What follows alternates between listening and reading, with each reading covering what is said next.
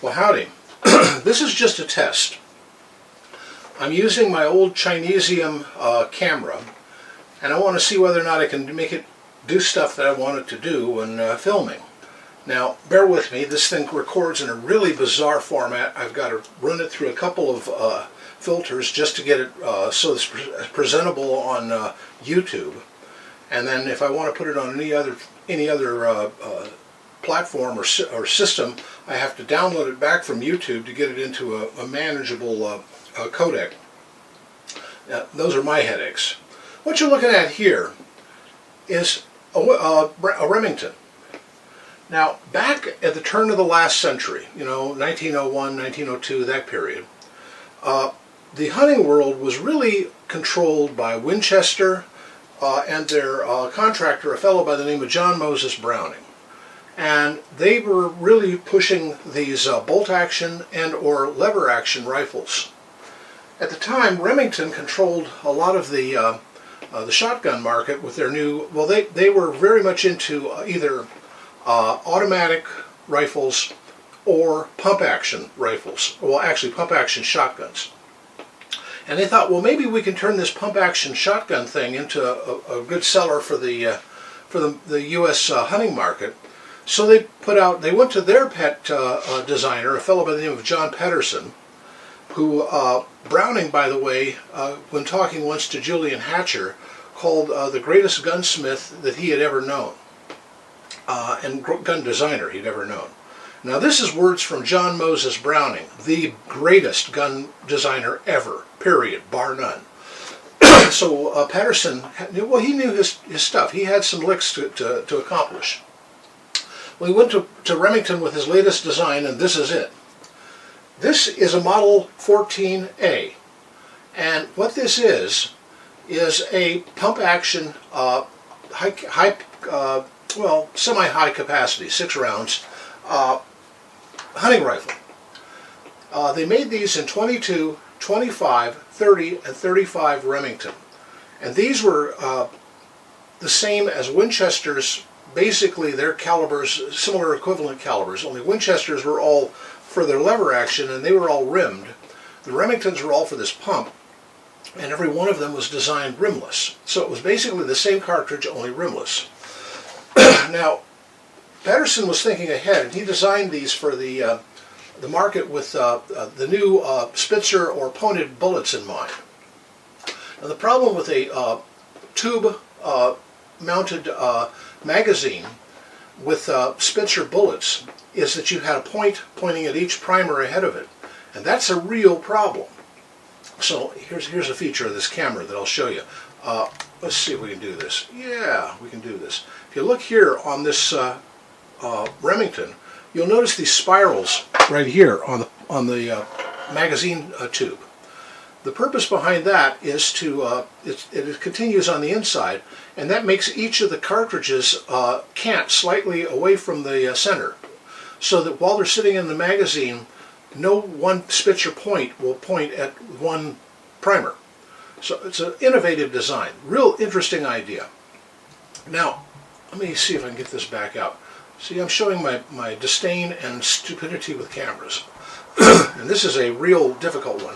If I cut off here, it's because I'm only using a 2 gigabyte SD card, which is the only one that seems to work in this at the moment. I found some more older 8 and 4 gigs. I'll try those.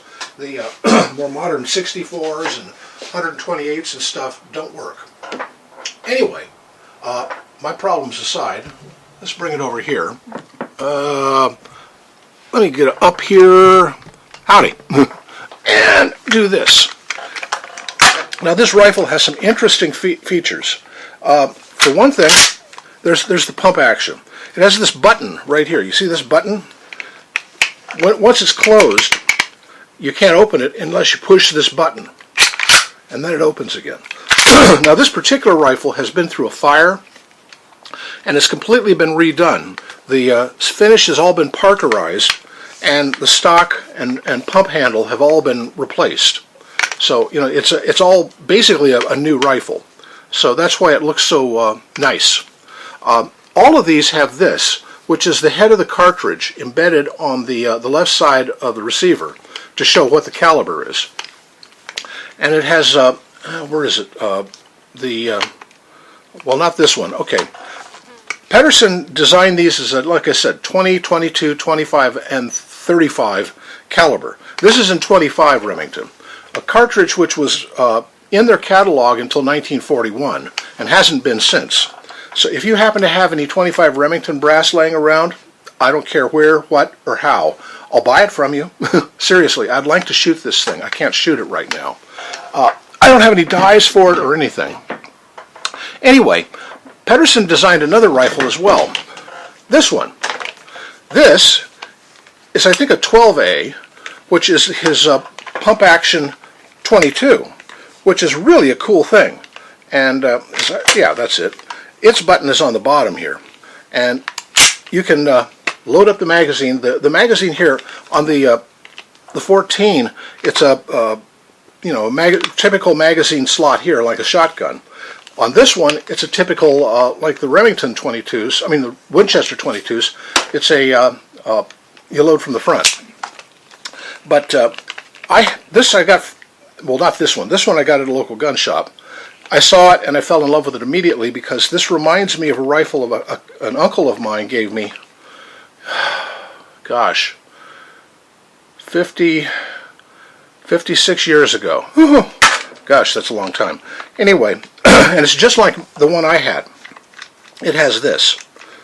I don't know, you see that thing?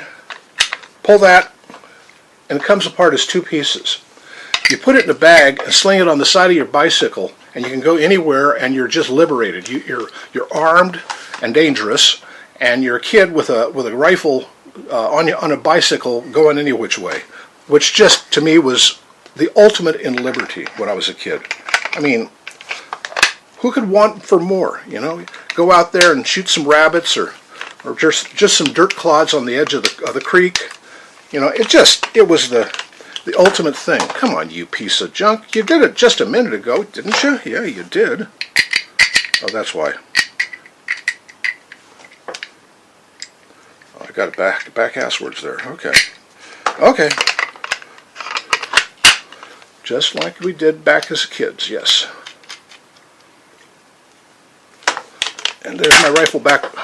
You keep getting in the way. And punch the button, and there it is. You could single load it here, but you'd have to load the magazine up front. Anyway, another genius John Pedersen design. John Pedersen is best known for two things. One was the Pedersen Device, which was designed for the 1918 spring offensive. The Americans were going to do walking fire at the Dirty Boche with the Pedersen Device. If you watch See an Arsenal, they do a thing on it. They recreated the thing. Well, Mark Novak rebuilt one and got it over to May and Matthias, and they demonstrated how it was used. It used a 30 caliber cartridge, pistol cartridge basically, or carbine cartridge, that shot through this thing, and a magazine that sat off sort of to the side. And they used a 1903 Springfield as the basis for the thing. There was a pattern in design for the 1917 Enfield as well, but they dropped it because, well, armistice was signed. But it was basically a machine gun, a machine pistol, built into a 1903 Springfield rifle. And the idea was to have 1,000 or 2,000 or 20 or I don't know how many troops lined up with these pistol carbines and just mowing down the Germans while just walking across no man's land. Stupid idea, but they didn't know in 1918. Anyway, the whole thing was scrapped, and every one of them, they'd already made thousands of them, were just, well, they were first put into warehouses and then later on scrapped and just melted down. And the only ones that survived were ones that got sort of palmed by workers in the warehouse. And I think of the thousands and thousands made, maybe less than 100 still survive. And I think it's just amazing that Mark Novak got a hold of one, even broken. Anyway, Pedersen also developed this 22 and this pump-action rifle. And I think, he also did a rifle the Marines used. I think, yeah, he did a rifle that he had designed for the Dutch East India Company, which never got shipped because the Japanese had just attacked and absorbed all the Dutch colonies. So they're sitting on the right there on the pier to go, and along comes the Marine saying, "Where's those M1s you've been promising us to the War Department?" And the War Department says, "Oh, you know, bureaucracy." And he said, "There's some rifles laying here on the beach. I mean, on the pier, and oh, the boat's right over there. Quartermaster, come over here. Grab all of those cases and head out onto the boat, and let's get the hell out of here." And that was how the Marines used those rifles. No, those were Johnsons. Excuse me, those were Johnsons in their campaigns in the islands. But I think Pedersen, didn't he have something to do with the Johnson rifle? Anyway, I don't know. Yeah, let me know in the comments if I'm just blowing smoke, because I have no idea. Anyway, I just thought I would try this camera and see. Tell me also in the comments, is this any good? I have no idea. Anyway, happy trails.